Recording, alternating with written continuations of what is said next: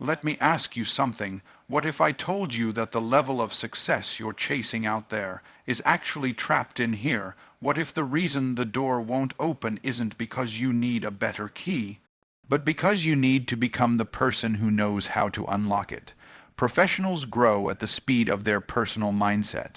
That's not just a cute motivational phrase. That's a fundamental law, a universal principle. And the thing about principles is, they don't care about your feelings, your excuses, or your circumstances. They work when you work them, they move when you move. See, I've watched people chase promotions, build businesses, go after clients, collect certifications, even climb the ladder in their industry, but still feel stuck, still feel capped, still hitting the same wall over and over. And they think it's the market, they think it's their boss, they think it's the competition, but what they don't realize is they've been trying to change their level without changing their mindset. They've been trying to grow professionally while staying the same personally. And that's the problem, because growth on the outside can only rise to the level of growth on the inside. Your mindset is the ceiling, it's the limit, it's the speed governor on the vehicle of your career. And if that mindset is filled with fear, scarcity, doubt, hesitation, imposter syndrome, procrastination, or perfectionism, you can be in the right room with the right people at the right time and still miss your moment. Because your mind will talk you out of what your skills are fully capable of doing. I've seen incredibly talented people sabotage their own advancement not because they lacked ability, but because they were imprisoned by their beliefs. Beliefs like, I'm not good enough, I'm too young, I'm too old, I don't have the right background, or I've failed too many times. Let me tell you something. Your belief system will build a prison or a platform. And whichever one you choose will determine how high you can go. Mindset isn't just about confidence, it's about conditioning. It's how you've been trained to think. It's the pattern your thoughts take when pressure hits. And most people, they've been trained by fear, raised by doubt, conditioned by failure. So when opportunity shows up, they don't even recognize it, or worse, they recognize it and run from it. Because their internal thermostat isn't set for expansion, it's set for survival. But when your mindset shifts, everything shifts, because suddenly the things that used to intimidate you now inspire you. The challenges that used to stop you now strengthen you. The rejections that used to break you now build you. That's when you know something's changing, not out there but in here, because as you grow personally, you start to see possibilities where you used to see problems. You start to take ownership where you used to make excuses. You start showing up differently, because now you see yourself differently. That's why personal mindset is not optional, it's essential. You can have the degrees, you can have the network, you can have the resume. But if you don't have the mindset that matches the mission, you'll quit when it gets hard, shrink when it gets big, and retreat when it gets real. And I'm not saying that to scare you, I'm saying that to wake you up. Because some of you are sitting on $1,000,000 ideas with $10 mindsets. You're trying to operate in rooms your cell, image won't let you belong in. You're praying for next level results with a last season mentality. And it doesn't work like that. You've got to do the internal work. You've got to unlearn the limitations. You've got to renew your thinking, not just on Sundays, not just when things fall apart, but every day, every moment, because the battlefield of success is not your job, it's your mind. And until you win there, you won't win anywhere else. And let's be real, mindset work isn't sexy. It doesn't get applause. It's invisible, nobody sees it, nobody celebrates it, but it's the foundation of every successful person you admire. You think they're different than you, they're not. They just think differently. They've developed the capacity to hold more, believe more, expect more, and be more. And that didn't come from waiting on someone to discover them. That came from deciding to develop themselves, because professionals don't grow when someone promotes them. They grow when they promote themselves in their mind first. When they decide, I belong here. When they choose, I'm worth this level. When they say, I refuse to stay where I was when I know who I'm becoming, so I need you to hear this. Every break through you want is on the other side of a mindset shift you haven't made yet. It's not in another strategy. It's not in a better coach. It's not in some magical opportunity. It's in you. It's in your thinking. It's in your beliefs. And if you can grow that, stretch that, evolve that, you can rise into rooms that were once too high for you. But it's not just about thinking positive. It's about thinking aligned, thinking in alignment with who you want to be, what you want to create, and how you want to show up. And that means you've got to become hyper-aware of what you let in your mind. Because every conversation, every voice, every environment is either feeding your mindset or fighting it. And if you're not intentional, your old programming will keep showing up with a new name, trying to convince you that you're not ready, that you're not worthy, that you should wait. And I'm here to tell you, you don't have to wait. You don't have to stay stuck. You don't have to settle, but you do have to grow, and growth isn't an accident.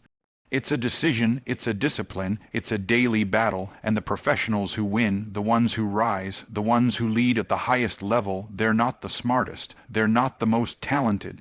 They're the ones who chose to grow from the inside out. Because at the end of the day, your career can't outgrow your character, your results can't outgrow your resilience, and your influence can't outgrow your identity. So if you're tired of running in circles, tired of feeling capped, tired of asking why the needle won't move, look inward, start with your mindset, because that's where the real growth begins, and that's how professionals rise. At the speed of their personal mindset, your external results are a reflection of your internal beliefs. That's not just a motivational quote, that's a mirror. Because whether you're crushing it or barely surviving, the first place you've got to look is not outside of you, but inside. Too many people are trying to change their outcomes without changing their outlook. They want new fruit without dealing with the root. But your business, your bank account, your relationships, your influence, they are all mirrors showing you what you truly believe about yourself, your value, and what's possible for your life.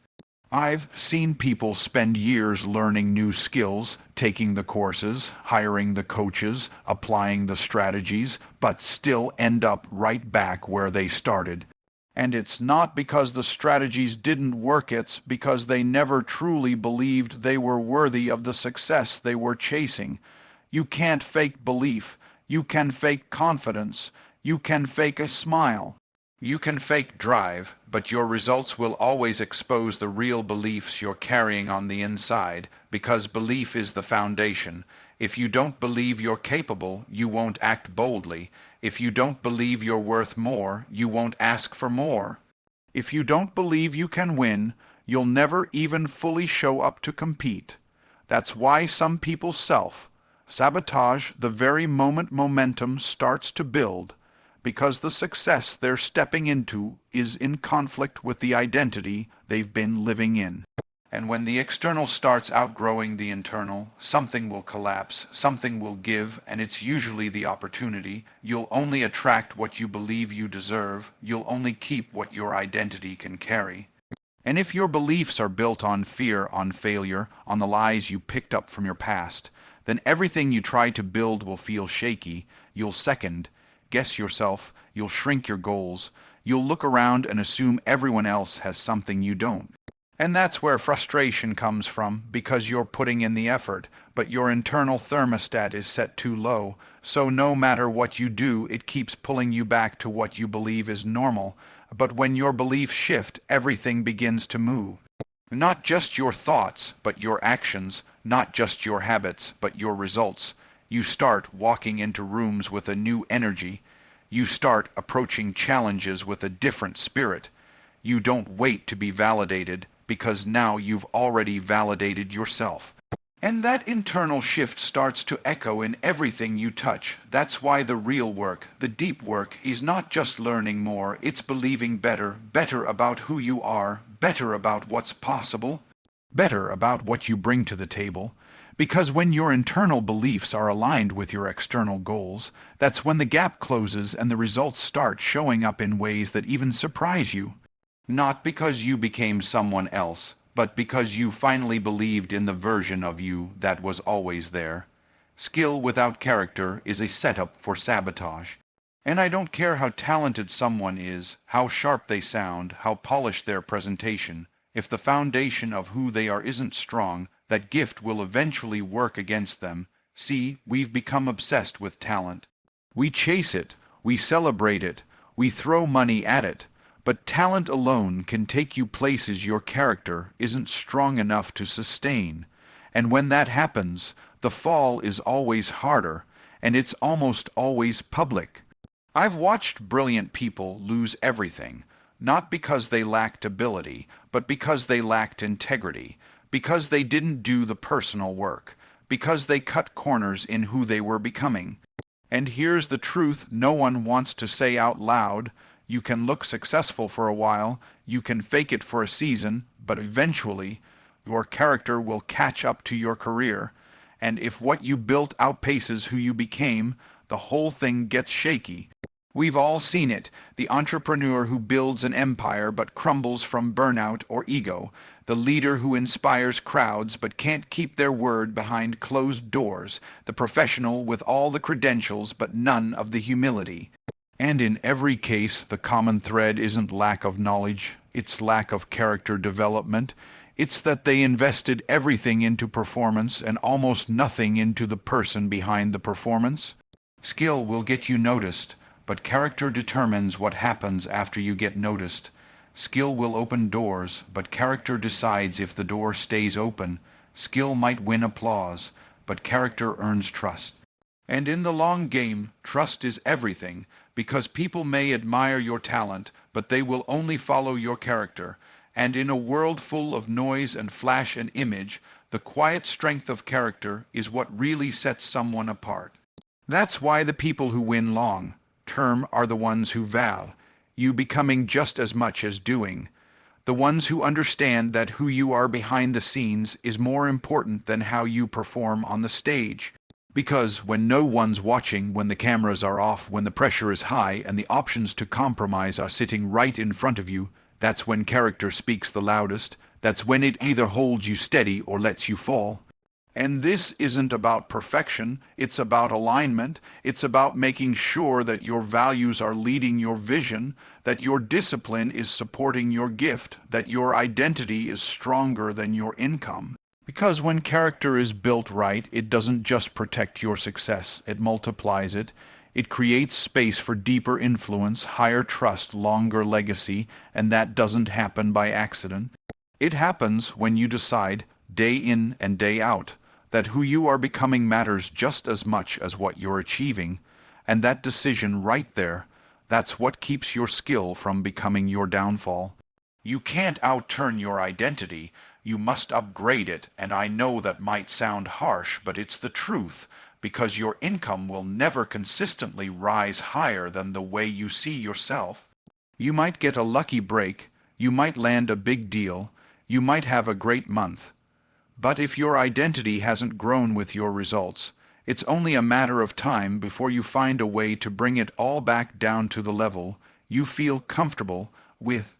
It's not about what you want, it's not even about what you work for.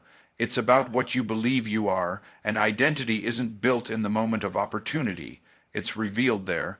That's why people can walk into rooms full of possibilities and still play small. That's why someone can land a dream client or a next-level promotion and immediately start second, guessing themselves, wondering if they're good enough, smart enough, capable enough to belong there. It's not that they're not talented. It's that their internal story hasn't caught up with their external reality. You see this all the time. People who start making more money than they ever have, and they panic. They feel guilty, they sabotage it, they overspend, underdeliver, shrink back, or blow it up entirely, not because they don't want success, but because the version of themselves that actually has it feels foreign.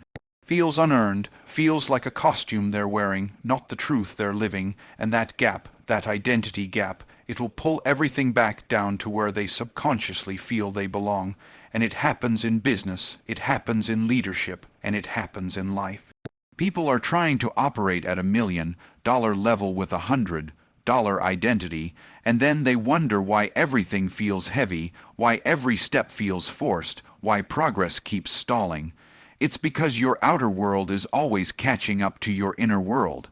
And if your inner world is full of fear, self-doubt, unworthiness, or inherited limitation, your results will reflect that, maybe not overnight, but inevitably. That's why upgrading your identity is not optional, it's vital. Because who you believe you are sets the tone for how you show up, and how you show up determines what you attract, what you allow, and what you fight for. You could be standing right in front of a breakthrough and still walk away from it because your internal blueprint is telling you that's not for people like you. So the real work isn't just in doing more, it's in becoming more. It's in rewriting the narrative. It's in letting go of who the world told you you were and stepping into who you're called to be. Because until you believe differently, you'll keep earning, living, and leading at the level of your past, no matter how big your dreams are. But once that identity shifts, once it expands, everything else starts to follow, because now, finally, your life has permission to rise. Growth is not an event, it's a commitment to becoming. And that right there separates the ones who talk about transformation from the ones who actually live it, because somewhere along the line we've started treating growth like it's a moment, like it's something that happens at a seminar or a single decision or a sudden breakthrough. But real growth, the kind that changes how you lead, how you live, how you love, it doesn't show up all at once. It shows up over time, through tension, through discomfort, through the quiet, boring, often unseen decision to keep becoming. You don't just wake up one day and arrive at your best self. You don't hit a goal and suddenly become someone new. It doesn't work like that. Growth is forged. It's built in the fire of repetition and resistance. It's in the days when no one claps for you. It's in the moments when you want to quit but don't. It's in the way you respond to failure, to feedback, to pressure. And the people who really grow, they're not the most naturally gifted. They're the most committed, committed to learning, committed to evolving, committed to becoming the version of themselves they know deep down they were created to be.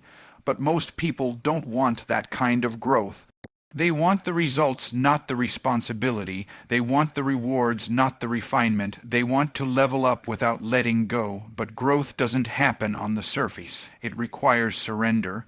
It requires you to outgrow some habits, some environments, some relationships, some beliefs that got you here, but can't take you there, because growth isn't always about addition.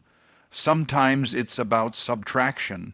It's about shedding the version of you that's comfortable and convenient so you can make room for the version of you that's capable and called.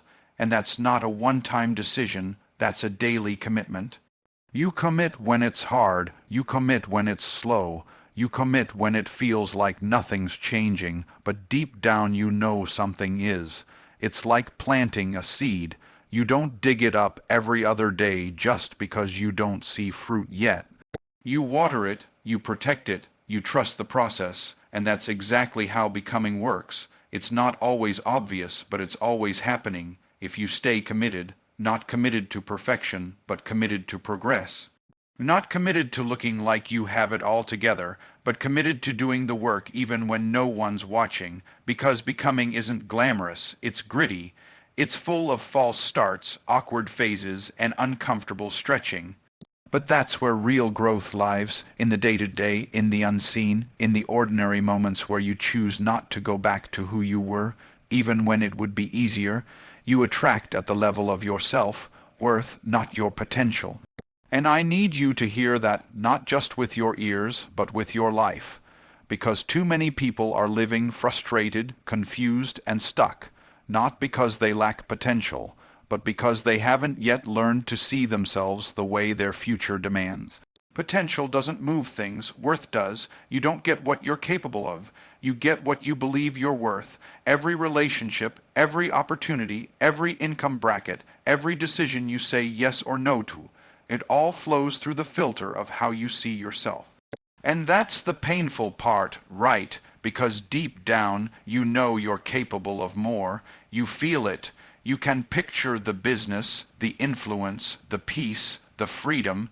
You can taste the possibility of it all. But you keep ending up with less. You keep settling. You keep allowing things you don't even respect. And it's not because you don't have the potential. It's because yourself. Worth hasn't caught up to your vision yet. And that creates this gap, this space where you know there's more, but you don't feel worthy of it, so you hesitate, you play small, you wait for permission that no one's going to give you. Self-worth is not ego. It's not arrogance. It's not walking into a room thinking you're better than anyone else. It's walking into a room and knowing you belong there. That's what shifts the energy. That's what changes how you show up. Because when your self-worth is low, you negotiate with fear, you tolerate disrespect, you shrink your voice, you undercharge your value, you settle for roles, relationships, and routines that don't reflect who you truly are. Not because you have to, because you believe that's all you're allowed, but when your self-worth rises, your standards rise with it. You stop chasing validation. You stop begging for opportunities. You stop living for other people's approval. And without even trying, you start attracting things on a different frequency, not because you finally deserve them in the eyes of others, but because you finally believe you're worthy in your own, and that belief, it becomes magnetic. It speaks before you speak. It walks into the room before you do, and people feel it. The right people respond to it. The right doors open because of it. And here's the thing, your potential is already there.